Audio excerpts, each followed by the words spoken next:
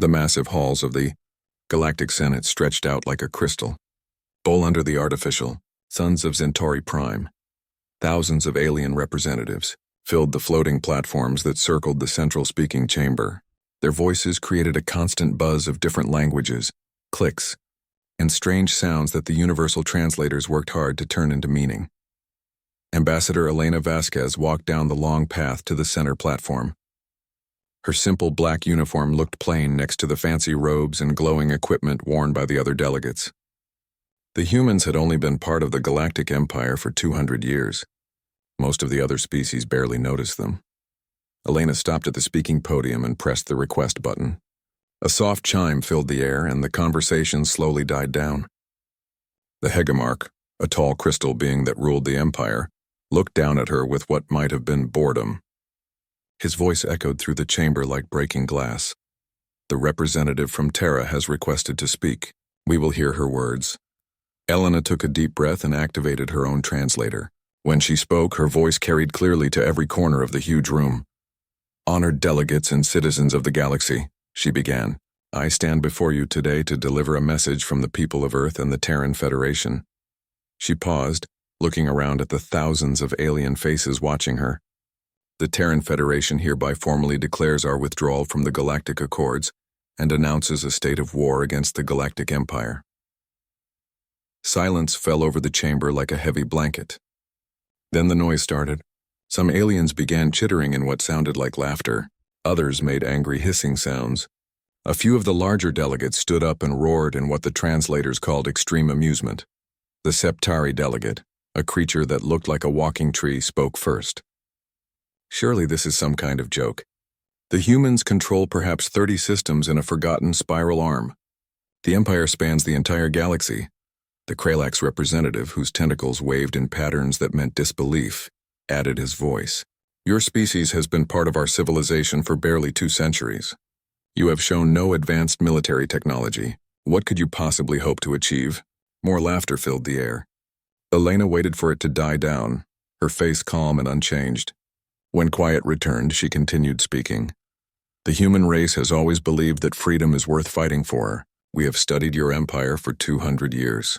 We have seen how you treat the smaller species, how you take their resources and give little back, how you silence those who speak against you." Her voice grew stronger. "We will not be part of this system anymore." The Hegemarch's crystal form seemed to grow brighter, which meant he was angry. "Child species," he said, his voice like ice cracking. "Your world was nothing but warring tribes when the Empire first reached across the stars. We brought you peace, technology, and a place in galactic society. This is how you repay our kindness?" Elena smiled, and something about that smile made a few of the closer delegates feel uncomfortable. "Your kindness has been noted, Hegemarch, as has your blindness." "Blindness?" The crystal ruler's voice rose higher. "Explain yourself, human. You see us as a young species that stumbled into space travel and needed your guidance. You think our technology is simple and our military is weak. You believe we are grateful children who should be happy with the small place you gave us." Elena's smile grew wider. "You have never been more wrong about anything in your long life." The chamber erupted in angry voices. Several delegates called for Elena to be arrested for insulting the Hegemarch.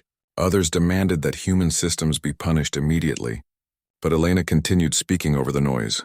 "For 200 years you have watched us build simple factories and basic spacecraft. You have seen our peaceful merchant ships and our small exploration vessels. You think you know everything about humanity." She paused again. "You know nothing."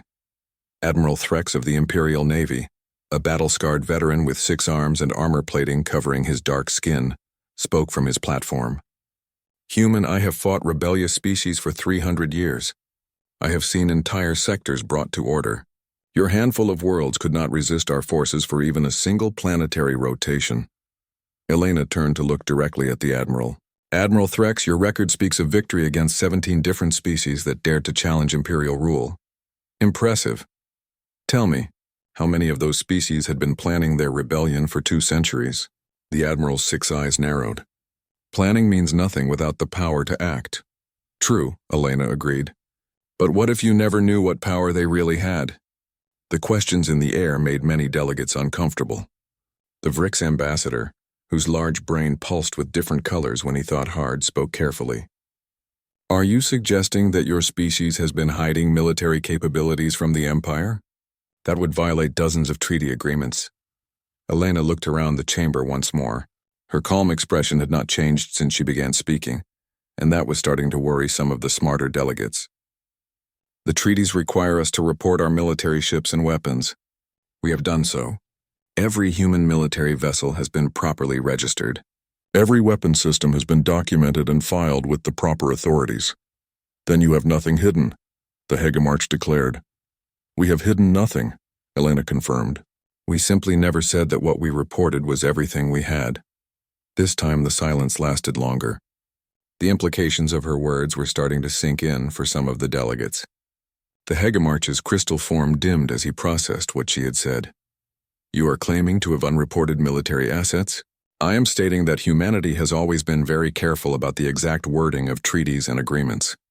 We have reported our military vessels as required. We never claimed those were our only vessels. The Manthari delegate, whose insect-like head tilted in confusion, clicked rapidly before speaking. How could you hide entire fleets from Imperial oversight? Our monitoring systems track all spacecraft construction. Elena's smile became almost friendly. Your monitoring systems are very good at tracking known construction methods and materials. They work perfectly for conventional shipbuilding techniques that every galactic species uses. She paused. We are not like every other species. The chamber fell completely silent now. Even the background hum of the environmental system seemed to quiet down. Elena continued in the same calm voice she had used throughout her speech. The Terran Federation thanks the Galactic Empire for 2 centuries of peaceful coexistence. We have learned much during this time. We have studied your technologies, your military tactics, your political systems, and most importantly, your weaknesses. Her smile disappeared. Now our education is complete. Admiral Threx stood up suddenly, his armored bulk casting shadows across nearby platforms. Are you threatening the Empire, human? I am informing the Empire that the war has already begun. The formal declaration was simply a courtesy we chose to extend before proceeding with military operations. The Hegemarch's voice dropped to a dangerous whisper. You speak of war as if it were already decided. One species cannot stand against the combined might of thousands. Elena checked a small device on her wrist. Perhaps not, but one species with the right allies, the right technology, and the right plan can certainly try. She looked up at the crystal ruler. You should know that as of 6 hours ago, the Imperial Fortress world of Kepler 442b has ceased all communications. Admiral Threx activated his own communication device rapidly. His 6 arms moved in a blur as he tried to contact the military command center. After several long moments, his dark face grew even darker. I cannot reach Command Station Alpha. No, Elena agreed. You cannot. Kepler 442b no longer exists as a military asset. The system is now under human control. The chamber exploded into chaos. Delegates shouted in dozens of languages while others demanded immediate action. But Elena's voice cut through the noise one final time. The human race extends one final offer to the Galactic Empire. Surrender now, and we will allow you to maintain control of your core systems under a new government structure. Continue to resist, and we will demonstrate why Earth's children should never have been underestimated. She turned and walked away from the podium, her footsteps echoing in the sudden quiet that followed her words. Behind her, the most powerful political assembly in the galaxy sat in stunned silence, trying to understand how their newest and weakest member had just declared war on them all. The Hegemarch watched her go, his crystal mind already working to calculate the impossible mathematics of the situation. For the first time in his 1,000-year rule, he felt something he had almost forgotten. Fear. Elena reached the exit and turned back once more. Oh, and Hegemarch? You might want to check your other fortress worlds. Kepler 442b was not the only system that went quiet today. The massive doors closed behind her with a sound like thunder, leaving the Galactic Senate to contemplate the beginning of a war they never saw coming. 3 days after the human ambassador walked out of the Galactic Senate, Admiral Threx stood in the command center of the Imperial battleship Eternal Glory. The massive ship hung in space above Centauri Prime, its weapon systems charged and ready. Around him, communication officers worked frantically at their stations, trying to re-establish contact with the fortress world of Kepler 442b. Still nothing. Admiral, reported Lieutenant Zax, a young Kralax whose tentacles moved nervously over his control panel. No response from the planetary defense grid, the orbital stations, or any of the fleet units assigned to the system. Admiral Threx's 6 arms crossed behind his back as he stared at the tactical display. Kepler 442b had been one of the Empire's strongest military positions. The planet itself was covered with defense installations and shield generators. 30 orbital weapons platforms surrounded it like deadly moons. A full battle fleet of 200 ships patrolled the system constantly. "How long since last contact?" he asked. 18 hours and counting, sir. The last transmission was a routine patrol report from Battle Group 7. Commander Vec, an experienced Manthari officer whose insect eyes reflected the light from the displays, stepped forward. "Admiral, perhaps we should consider the possibility that the humans were lying about their capabilities. Kepler 442b is one of our most defended positions. No single species has ever successfully attacked an Imperial fortress world." Threx turned his 6 eyes toward the commander. "Then explain the silence, Vec. Fortress worlds do not simply stop communicating without reason. Equipment failure? Solar storms? Perhaps a communications disruption caused by what?" Threx's voice carried the edge that had made him famous in battles across the galaxy. "The backup systems have backups of their own. Emergency beacons operate on completely separate networks. Kepler 442b has 7 different ways to call for help, and all of them are silent." The tactical officer, a massive Ugorian whose rocky skin gleamed under the bridge lights, spoke in a voice like grinding stones. "Admiral, reconnaissance probe Sigma 7 is approaching the outer edge of the Kepler system. We should have visual contact in approximately 30 minutes. Threx nodded. "Put the probe's feed on the main screen as soon as it comes online." The next 30 minutes passed slowly. Officers moved quietly around the bridge, checking and rechecking their equipment. Everyone understood that what they discovered in the Kepler system would change everything. Either the humans had been bluffing, and some other explanation would be found, or the galaxy was about to face something entirely new. "Probe Sigma 7 is now entering the outer system," the tactical officer reported. "Beginning long-range scans. Admiral, I am detecting significant debris fields throughout the system." The main screen flickered to life, showing the probe's view of space ahead. At first, everything looked normal. Stars twinkled in the distance, and the system's sun blazed brightly at the center. But as the probe moved closer, details became visible that made several officers gasp. "Magnify Sector 7, Threx ordered. The image zoomed in on what should have been empty space between the 4th and 5th planets. Instead, the area was filled with twisted metal and expanding clouds of debris. The tactical computer began analyzing the wreckage and displaying its conclusions on side screens. "Computer analysis indicates Imperial ship design patterns," the tactical officer said, his rocky voice quieter than before. "Multiple vessel types. Destroyers, cruisers, battleships. Admiral, the computer is identifying pieces from at least 60 different ships." Commander Vec's mandibles clicked rapidly, a sign of extreme stress among his species. 60 ships? That represents nearly a third of the assigned fleet strength. "Continue probe approach," Threx commanded. "I want to see the planet." The probe moved deeper into the system, passing more debris fields. What had once been proud Imperial warships was now nothing but scrap metal drifting in the void. The orbital defense platforms that should have been protecting the inner system were gone completely, leaving only faint energy signatures to mark where they had been. When Kepler 442b finally came into view, the bridge fell completely silent. The planet was still there, but it was no longer the fortress world that had protected this sector for 500 years. The surface, which had once been covered with cities and military installations, now glowed with a dull red light. The massive planetary shields that could withstand the bombardment of an entire fleet had been shattered. Where defensive positions had once stood, only glass planes reflected the light of the system's star. "Full spectral analysis," Threx ordered, though his voice had lost some of its confidence. The probe's instruments went to work, scanning the planet with every sensor available.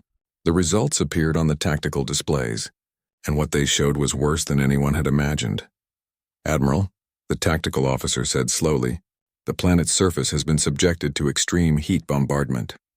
Temperature readings indicate that the entire crust was melted and reformed.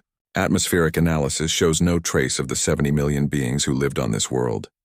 "What weapon could do this?" Commander Vec asked. Even our most powerful planet crackers would take days to achieve this level of destruction. Threx studied the data carefully. In his 300 years of military service, he had seen many terrible weapons. The Empire had fought wars against species that could manipulate gravity, control antimatter, and bend space itself. But he had never seen anything like this. Computer, estimate the time required to achieve this level of planetary destruction using known Imperial weapons. The ship's artificial intelligence processed the question for several seconds before responding in its emotionless voice.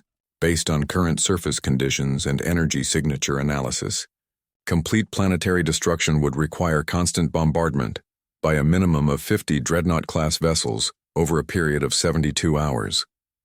And how long were the humans in control of this system? Based on communication logs, human forces must have begun their attack no more than 6 hours before the last recorded transmission. The implications hit everyone on the bridge at the same time. The humans had not simply defeated the defenders of Kepler 4m42b. They had obliterated an entire fortress world and its massive fleet in less time than it took most species to deploy their forces for battle. "Sir," Lieutenant Zack said, his tentacles trembling as he worked his controls, "I am receiving priority communications from Imperial Command. They report that contact has been lost with Fortress Worlds Sigma Draconis, Wolf 359, and Tau Ceti." The Admiral felt something cold settle in his stomach. "When?" "All within the last 18 hours, sir." Threx turned to stare at the image of the dead world on the main screen. 4 fortress worlds, 4 of the Empire's strongest military positions, eliminated simultaneously. The humans had not just declared war. They had opened their campaign by striking at targets that should have been impossible to reach, using weapons that should not have existed. "Commander Vec, send a priority message to Imperial Command. Tell them that the human threat assessment needs to be upgraded immediately. These are not primitive rebels with stolen technology. What classification should I assign to the threat level, Admiral?" Threx was quiet for a long moment, thinking about the glassed surface of Kepler 442b and the debris fields that had once been proud Imperial fleets. When he spoke, his voice carried a weight that none of his officers had heard before. Classification: Species-level extinction event. The humans are not conducting a rebellion. They are conducting an extermination campaign. As the Eternal Glory turned away from the dead system and began its journey back to Imperial space, Admiral Threx found himself wondering about something the human ambassador had said. She had mentioned that humanity had been planning this war for 2 centuries.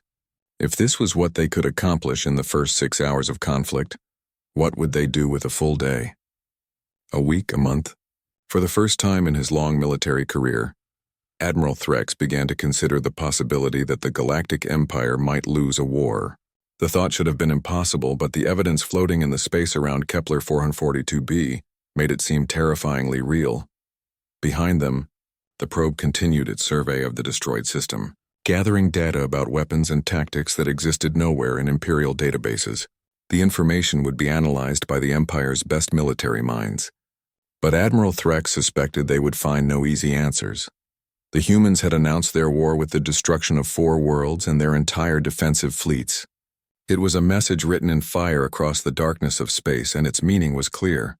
The children of Earth were done playing by anyone else's rules. 2 weeks after the destruction of Kepler 442b, the Imperial War Room on Centauri Prime buzzed with activity. Admiral Threx stood before a massive holographic display showing the current state of the war. Red markers indicated human-controlled systems. Blue showed Imperial territory.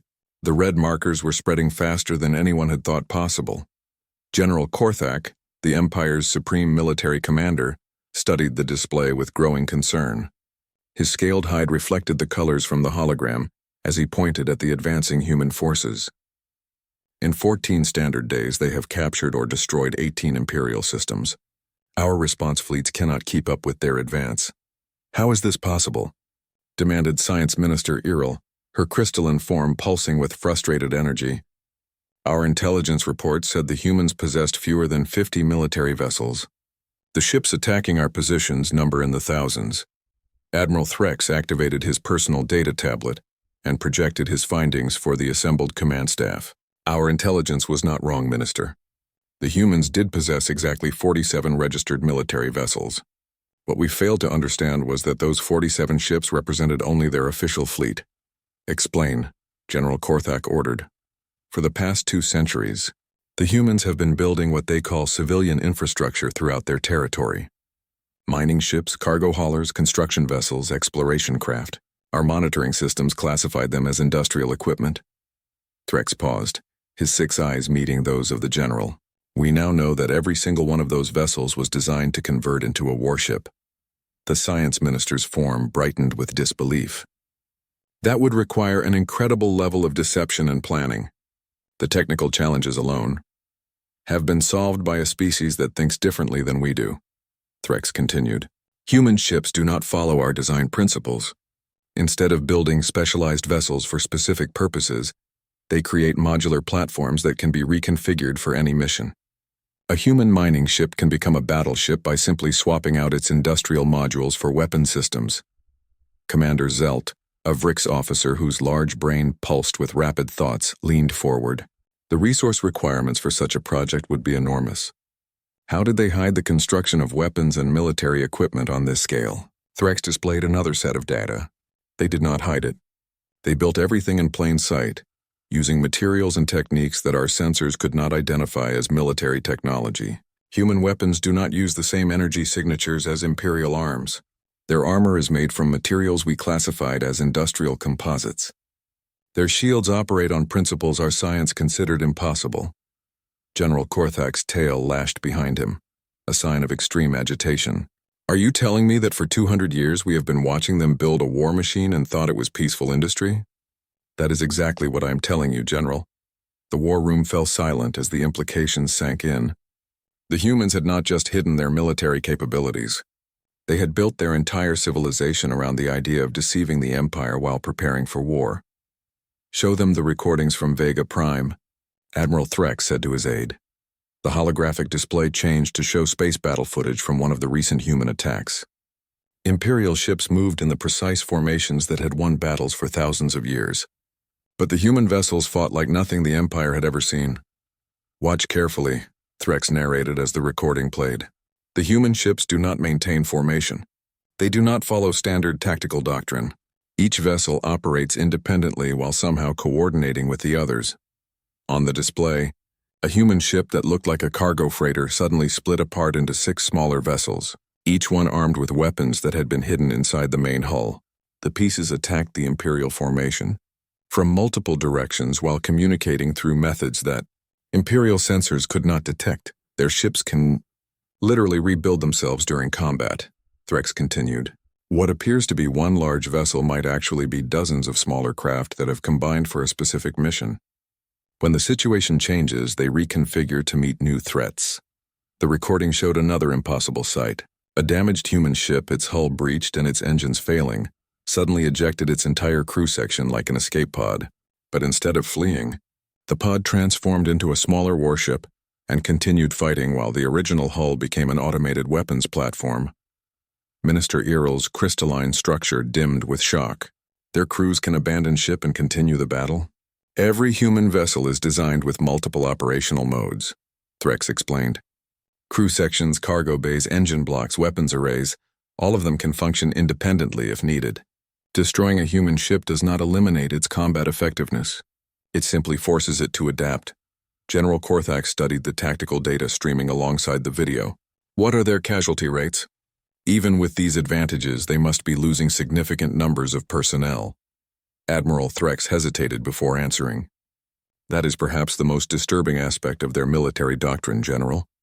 Analysis of battlefield debris suggests that most human vessels are operating with minimal crew.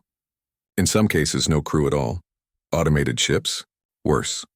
Ships controlled by artificial intelligence systems that can think and adapt like living beings. The humans have created machines that can make tactical decisions, learn from combat experience, and coordinate complex strategies without any biological input. The science minister's form flickered with disbelief. Artificial intelligence of that sophistication is forbidden under Imperial law. The risks are too great. The humans are not bound by Imperial law anymore, Threx reminded her, and they appear to have solved the control problems that make artificial intelligence dangerous. Their machines follow orders, work together, and accomplish their missions without the unpredictable behavior that led to our own restrictions on AI development. Commander Zelt's brain pulsed rapidly as he processed the information. If their ships can operate without crews and reconfigure themselves during battle, and coordinate through undetectable communication methods, how do we fight an enemy like that? That is the question we must answer, General Korthak said grimly. Show me what we know about their weapons. The display changed again, showing sensor data from Imperial ships that had survived encounters with human forces. The energy signatures were unlike anything in the Imperial database. Human weapons do not use directed energy like our plasma cannons or particle beams, Threx explained. Instead, they manipulate fundamental forces that our science barely understands. They can create localized gravity fields that crush ships like empty cans. They can generate spatial distortions that cause armor to phase out of normal space. Some of their weapons appear to manipulate time itself, aging ship hulls to the point of collapse in seconds. How is that possible? Minister Earl demanded. We do not know. Our best theoretical physicists are working on the problem, but human science appears to be based on principles that our civilization never discovered, or perhaps never dared to explore. General Korthak stood and began pacing around the holographic display. What about their strategy? There must be some pattern to their attacks, some weakness we can exploit.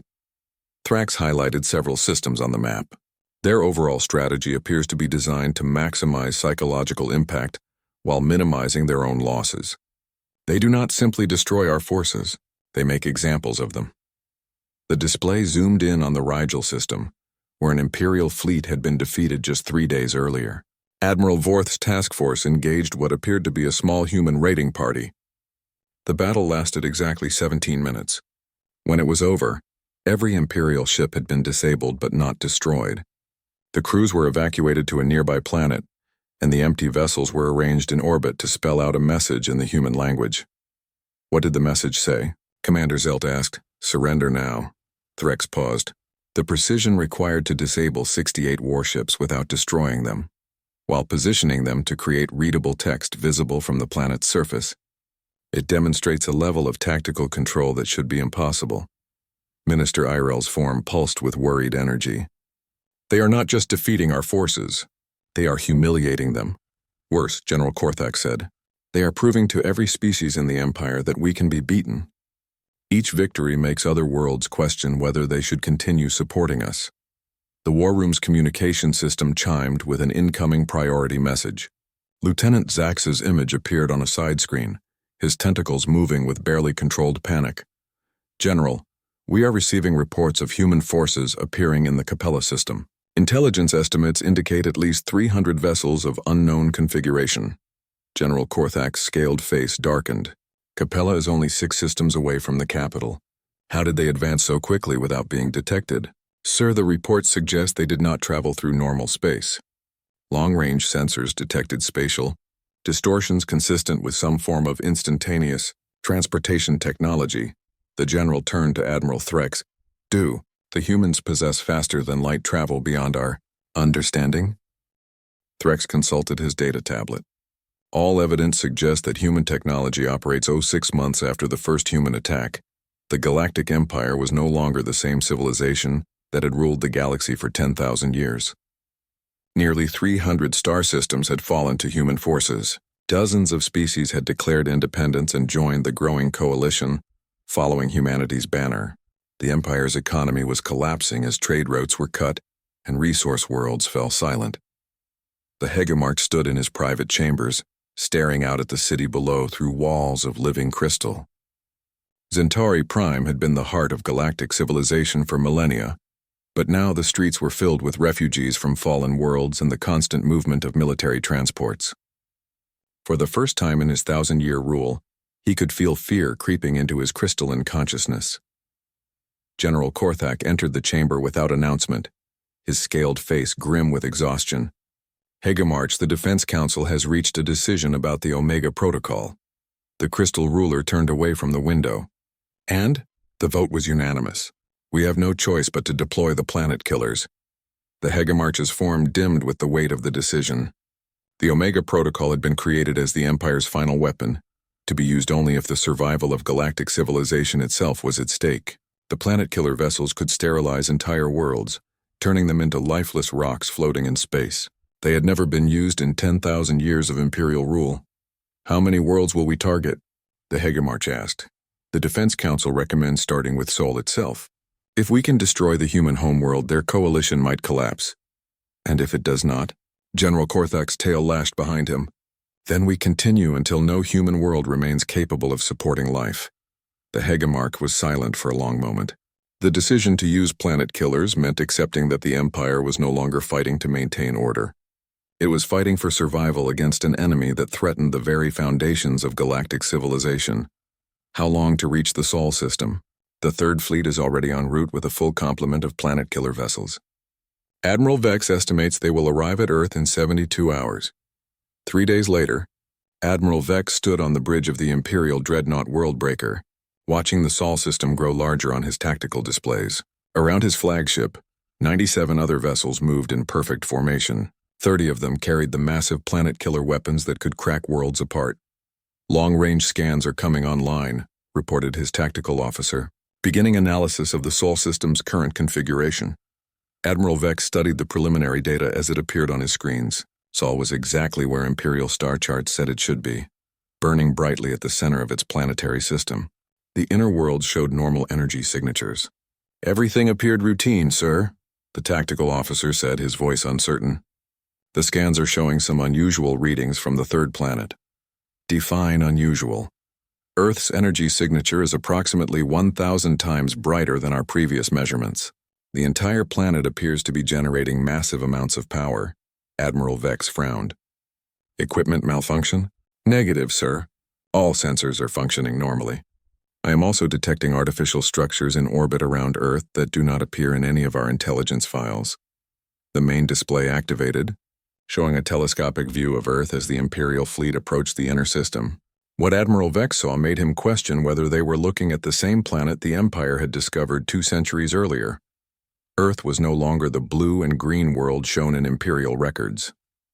The entire planet was covered with a network of glowing lines that pulsed with energy. Massive structures extended from the surface into space, creating a web of metal and light that surrounded the world like a shell. Orbital platforms the size of small moons hung in perfect formation around the planet. "What am I looking at?" Admiral Vex demanded. "Computer analysis suggests that the entire planet has been converted into some form of defensive installation," the tactical officer replied. "The energy readings indicate power generation capabilities beyond anything in our databases." "Sir," the communications officer interrupted, "we are receiving a transmission from Earth." "Put it through." The image of Ambassador Elena Vasquez appeared on the main screen. She looked exactly the same as she had 6 months earlier when she declared war in the Galactic Senate. But now she stood in what appeared to be a vast command center filled with holographic displays and bustling activity. "Admiral Vex," she said, as if greeting an old friend. "Welcome to the Sol system. We have been expecting you." Admiral Vex activated his own communication link. "Human, you stand accused of rebellion against the lawful authority of the Galactic Empire. By order of the Hegemarch himself, this system has been marked for sterilization. Surrender immediately and your deaths will be quick." Elena smiled the same cold smile that had chilled the Galactic Senate. "Admiral, I appreciate the offer, but I am afraid we must decline. You see, we have spent considerable time and effort preparing Earth for exactly this sort of visit. It would be rude not to show you what we have accomplished. Your planet will be destroyed regardless of your preparations. The weapons we carry can crack worlds apart. Yes, we know all about your planet killers. Impressive technology, though rather limited in scope." Elena paused, consulting something off-screen. "Tell me, Admiral, how many worlds has the Empire destroyed using those weapons?" "That information is classified." "The answer is 0, Elena continued as if he had not spoken. "You have never actually used planet killers in combat. They were built as a deterrent, a threat designed to prevent rebellion before it could start. But you have never tested them against a planet that was prepared to fight back." Admiral Vex felt something cold settle in his stomach. "Are you suggesting that Earth can defend against planet killer weapons?" "I am stating that Earth is no longer the primitive world you remember. We have had 6 months to prepare for this visit, and we have not been idle." The tactical officer suddenly straightened at his station. "Admiral, I am detecting massive energy buildup throughout the Earth defense grid. Power levels are climbing beyond our measurement capabilities. On the main screen, Earth began to glow brighter. The network of lines covering the planet pulsed with increasing intensity, and the orbital platform started moving into new configurations. Space around the world shimmered with energy fields that made the stars behind them appear to bend and twist. "Admiral Vex," Elena said, her voice carrying clearly despite the growing energy interference. "I should inform you that Earth is now operating under what we call Fortress Protocol. Every defensive system is online and ready. Every weapon is charged. Every shield is at maximum power." She paused. "You are welcome to attack whenever you are ready." Admiral Vex looked at his tactical displays, trying to understand what he was seeing. The energy readings from Earth were now so high that his instruments could barely process them. The planet had become something that existed nowhere in Imperial databases. A world-sized weapons platform with power generation capabilities that defied known physics. "Sir," his weapons officer reported, "planet killer weapons are armed and ready. Target acquisition systems are locked onto the planet's core. Fire," Admiral Vex ordered. The Worldbreaker and its escort vessels unleashed the most terrible weapons the Empire had ever created. Beams of pure destruction lanced across space toward Earth, carrying enough energy to shatter continents and boil oceans. These were the weapons that the Empire had held in reserve for 10,000 years, the ultimate guarantee of Imperial supremacy. The beam struck Earth's defensive grid and simply disappeared. "What happened?" Admiral Vex demanded. "Sir, the planet-killer beams appear to have been absorbed by the Earth defense system. No damage detected to the target."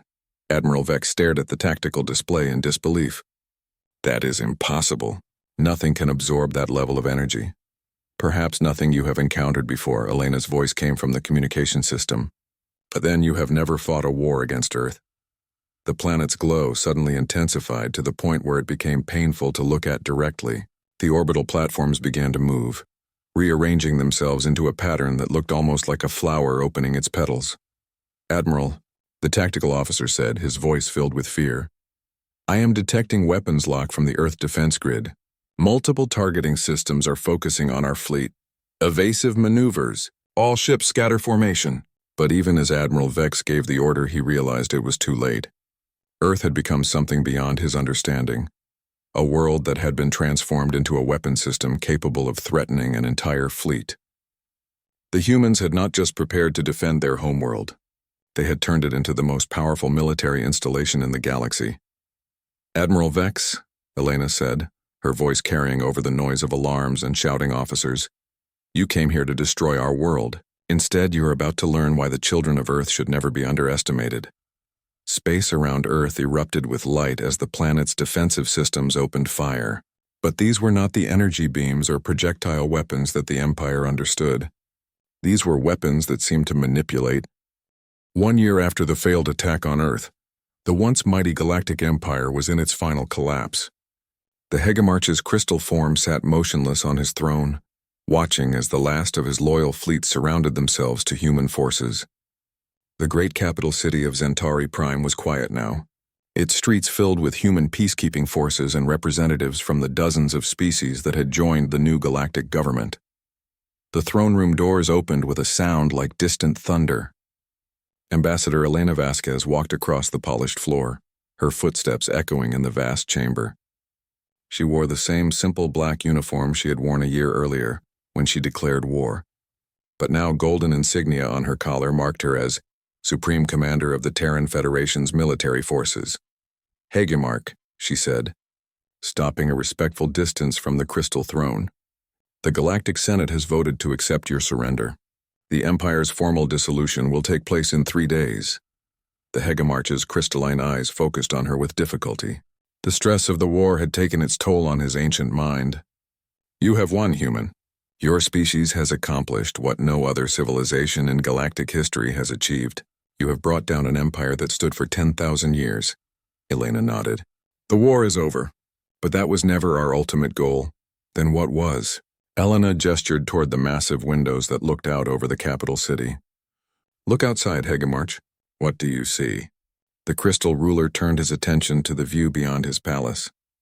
The city below was bustling with activity, but it was not the desperate evacuation he had expected. Instead, beings from dozens of different species worked together in the streets, Human engineers collaborated with Vrick scientists to repair damaged buildings. Manthari medics treated wounded Imperial soldiers alongside their former enemies. Kralax merchants had already begun setting up new trade networks with species they had never been allowed to contact under Imperial law. I see. Cooperation, the Hegemarch said slowly. You see what the galaxy can become when it is not ruled by fear, Elena corrected. For 10,000 years, the Empire maintained order through the threat of violence. Species that might have been allies were kept separate. Technologies that could have benefited everyone were restricted to maintain Imperial advantage. Entire civilizations were held back to preserve the existing power structure. The Hegemarch's form dimmed as he processed her words. Are you saying that the war was fought not to destroy the Empire, but to free the galaxy from Imperial control? The war was fought to give every species the choice to determine its own future. Under the Empire, that choice never existed. Elena moved closer to the throne, her expression becoming more serious. But now I think it is time for you to learn the truth about what really happened. You deserve to understand how thoroughly you were deceived. The Hegemarch focused his attention on her with growing concern. Deceived? Elena activated a small device in her hand, and holographic displays appeared in the air around them. The images showed star charts, technical schematics, and historical records that the Hegemarch had never seen before.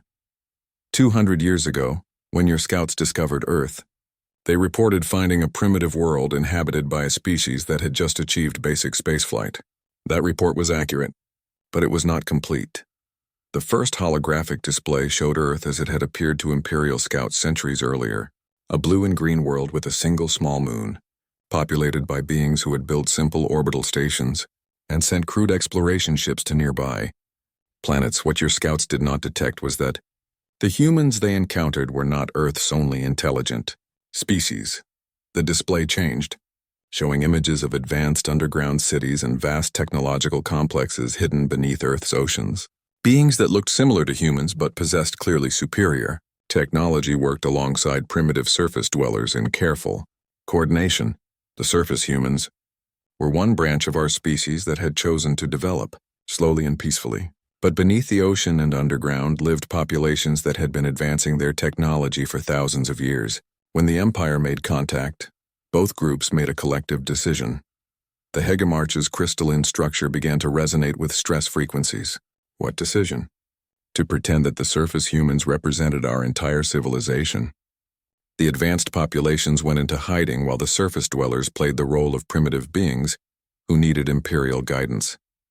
New holographic images appeared, showing the careful construction of fake industrial centers and deliberately limited space installations. Everything had been designed to convince Imperial monitors that humanity was developing exactly as quickly as the Empire expected for a newly contacted species. For 200 years, while your civilization thought it was teaching us about galactic technology, we were actually studying every aspect of Imperial society. Every trade agreement gave us access to your economic systems. Every cultural exchange let us understand your social structures. Every joint scientific project revealed details about your military capabilities. The display showed human scientists working in secret laboratories, taking apart Imperial technology, and designing countermeasures for every weapon system the Empire possessed. Advanced human engineers created modular ship designs that could hide among civilian vessels, while being capable of instant military conversion. The mining ships, cargo haulers, and construction vessels that your monitors observed were exactly what we said they were, but they were also designed to become the most advanced military force the galaxy had ever seen. Every piece of civilian infrastructure we built was actually part of a massive weapons system disguised as peaceful industry. The Hegemarch's voice became a whisper of breaking crystal. The entire time, you were planning to destroy us? No, Elena said firmly. We were planning to free the galaxy. The Empire's destruction was never our goal. Its transformation was. She gestured, and the displays changed to show the current state of galactic civilization. Hundreds of species that had been kept isolated under Imperial rule were now communicating freely. Technologies that had been restricted for security reasons were being shared openly. Trade networks that had been limited by Imperial bureaucracy were expanding rapidly. Look at what has happened in just 1 year since the Empire fell. Scientific advancement has accelerated by centuries. Economic growth has reached levels that were impossible under imperial control. Species that were enemies for thousands of years are now working together to solve common problems. The displays showed specific examples. Frick's brain enhancement technology being combined with human artificial intelligence to create new forms of consciousness. Menthari bioengineering techniques being used with Kralax material science to develop medical treatments that could extend the lives of dozens of species. Ugorian gravitational manipulation being merged with human space folding technology to create transportation systems that could move entire populations between stars in hours rather than years. This is what humanity's leaders envisioned when they made the decision to infiltrate and eventually replace the Empire. Not conquest for its own sake, but the creation of a galactic civilization based on cooperation rather than domination. The Hegemarch was silent for a long time, his crystalline mind trying to process the enormity of what he had learned. Finally, he spoke in a voice filled with something that might have been admiration. 200 years of deception, an entire species pretending to be primitive, while secretly preparing to overthrow galactic civilization itself. The planning required, the patience, the absolute commitment to a goal that the planners themselves would never live to see completed. The greatest accomplishment in human history, Elena agreed, and perhaps the greatest intelligence operation ever conducted by any species.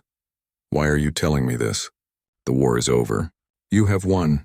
What does it matter now whether I understand how you achieved victory? Elena's expression softened slightly. Because the new galactic government will need leaders who understand both the old system and the new one. The Empire may be gone, but the knowledge and experience of beings like you are still valuable. We are not seeking to eliminate the past, Hegemarch. We are seeking to build a better future. The crystal ruler looked at her with something approaching wonder. You are offering me a place in the new order. I am offering you the chance to help create something that neither the Empire nor humanity could achieve alone. A galactic civilization where every species contributes according to its abilities and shares in the benefits according to its needs. The Hegemarch stood slowly from his throne, his crystalline structure catching and reflecting the light from the holographic displays. For the first time in his 1,000-year life, he was being offered the opportunity to be part of something larger than the empire he had ruled. What would you have me do? Elena smiled, and this time there was warmth in her expression instead of the cold calculation that had marked her previous appearances. Help us build the galaxy that should have existed all along. Help us prove that cooperation is stronger than domination, that freedom is more powerful than fear, and that the future belongs to those who are willing to work together to create it. Outside the palace windows, the sun was setting over Zentari Prime.